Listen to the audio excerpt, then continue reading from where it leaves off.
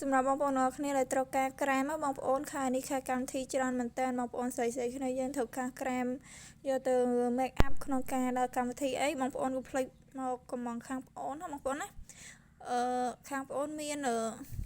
ក្រែមច្រើនប្រភេទបងប្អូនមាន KK មួយនិងក្រែមទៀលទៅពើនេះគឺល្អប្រាំមែនតើបងប្អូននេះខ្ជូរណាបងប្អូនក្រែមហ្នឹងណាម្ដងហ្នឹងមាន3ពណ៌ចុងនេះមួយពណ៌ហើយមួយខាងនេះមួយពណ៌ទៀតហើយក្រាលនេះមួយពណ៌ទៀតទាំងអស់3ពណ៌បងប្អូនដែលត្រូវការក្រែមសម្រាប់ make up ដល់កម្មវិធីនានាបងប្អូនអាចកំងខាងប្អូនបាននេះមួយពណ៌គេឡើងខ្ជូតដល់បងប្អូនណានេះឃើញអត់បងប្អូនខ្ជូតមែនតើ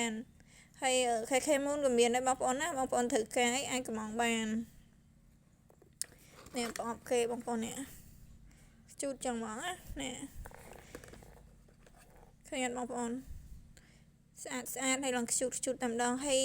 ក្រែមនេះជាប្រភេទក្រែមជាបាល់មាត់បងប្អូនណាក្រែមប្រទាលទៅពើ KNMS គឺល្អប្រាំមែនតើបងប្អូនត្រូវការអីកំងបានទាំងអស់គ្នាអរគុណ